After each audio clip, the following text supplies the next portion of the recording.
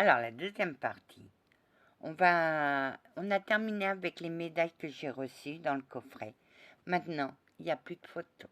On passe à la médaille de l'abbé Julio. Né en 1844 dans la Mayenne, fils d'un ouvrier du bâtiment, l'abbé Julio Houssaye, de son vrai nom, entre au séminaire et devient, lorsqu'éclate la guerre de 1870, aumônier des volontaires de l'Ouest du général Catalino. Il s'y fait remarquer par sa conduite héroïque. Vicaire à Paris, ses idées sociales et humanitaires, si elles lui valent la faveur de ses fidèles, lui attirent la méfiance de sa hiérarchie. En 1888, pour avoir collaboré à des journaux gallicans, dont la Tribune populaire, organe de la démocratie religieuse et de la défense du clergé. Il est rejeté par sa hiérarchie. Pour survivre, il donne des leçons, et tout en effectuant de nombreuses recherches dans les anciens rituels de l'Église pour y chercher des textes de réconfort et d'intersection, découvre le pouvoir magnétique des mains et les guérissons qu'il entraîne quand il est soutenu par des prières sincères. Il écrit plusieurs ouvrages et consacre en 1904 et est consacré en 1904 évêque et chef de l'Église catholique libre de France, une église dissidente qui se veut affranchie des servitudes imposées par l'Église de Rome. Il meurt en 1912. Ses grands secrets aussi que ses pentacles sont toujours très appréciés des connaisseurs. Je ne connaissais pas cette personne. Voilà. Pourquoi l'invoquer? Pour aider la guérison de toutes les maladies physiques et morales. Quand l'invoquer? Lorsqu'on a besoin d'un réconfort et de recharger son énergie spirituelle. Comment l'invoquer? En récitant avec une forte concentration cet hymne à l'amour universel écrit par l'abbé Julio lui-même. Il est un amour auguste et pur flambeau. C'est l'amour du grand Dieu, seul bon, seul vrai, seul beau. Quand le ciel est à moi, peu m'importe la terre. Moi, je n'aime pas Dieu, si je n'aime mon frère. J'imite mon Jésus, je calme la douleur, je donne la santé pour mon frère et ma sœur. Toujours brûle d'amour mon âme inassouvie, et pour l'humanité je donnerai ma vie. C'est ainsi qu'on aime au céleste séjour, toi seul et vrai, divin amour. Amen. Amen. Monsieur l'abbé Julio. Amen. J'ai changé de main. Alors, il y a la médaille de Sainte Agathe. Fête le 5 février. Sainte Agathe, patronne de la Sicile, qu'elle protège des éruptions du volcan Etna. Et aussi celle des nourrices, des bergers, des bijoutiers et fondeurs de cloches et de tisserands.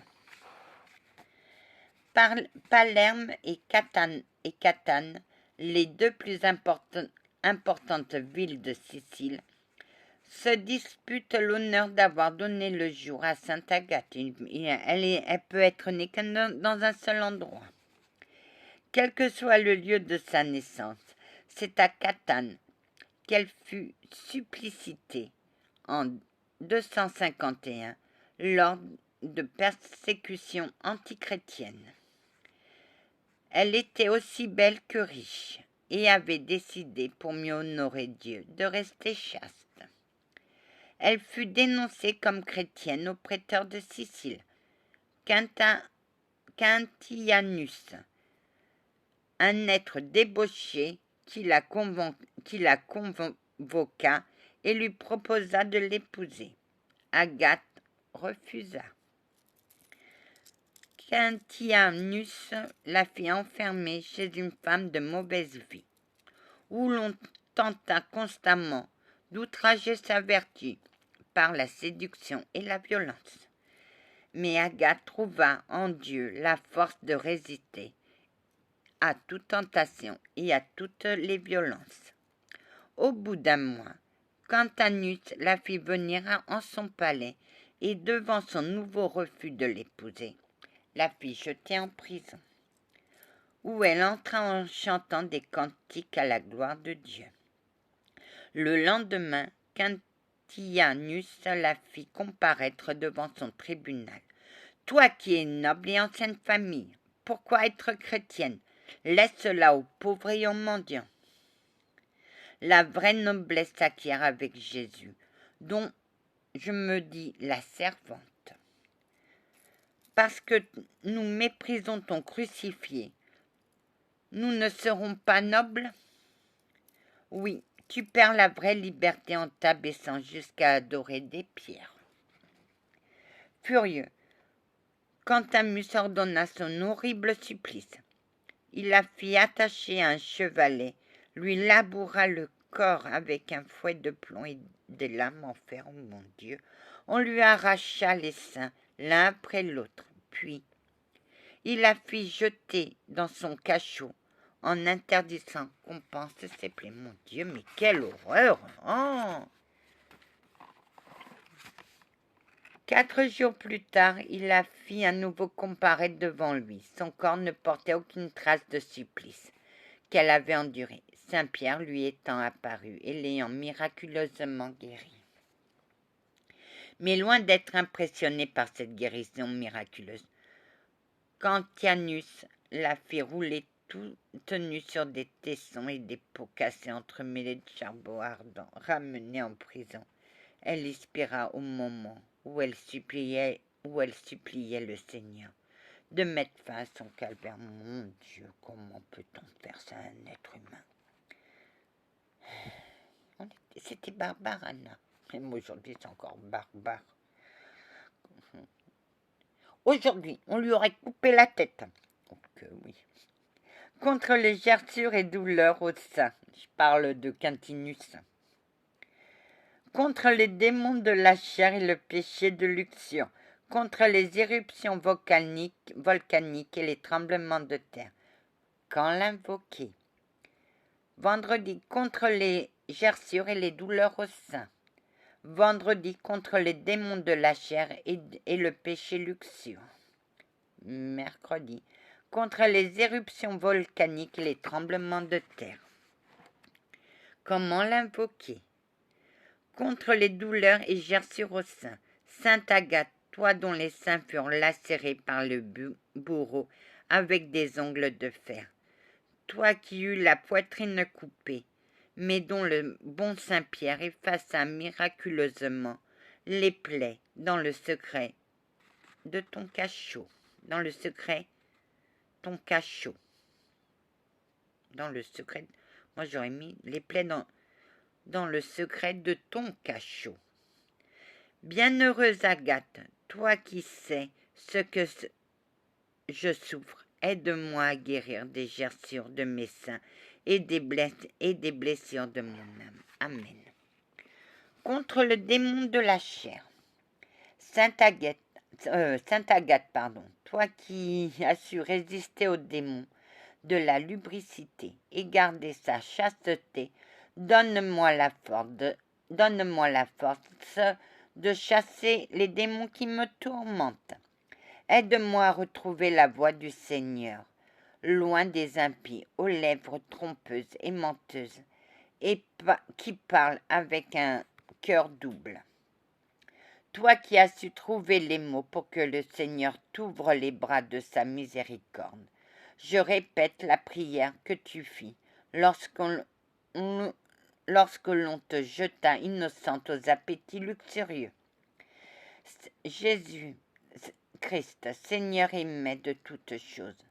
Vous voyez mon cœur, vous savez quel est mon désir. Soyez le seul possesseur de tout ce que je suis. Je suis votre brebis, rendez-moi digne de surmonter le démon. Seigneur mon Créateur, vous qui m'avez gardé de la tentation dès mon enfance, qui m'avez ôté l'amour du siècle et m'avez donné la patience dans les tourments, recevez maintenant mon âme, car il est temps que je quitte les tentations de la vie présente pour jouir de glorieuse miséricorde. Amen. Dis donc, il y a des jours où c'est dur.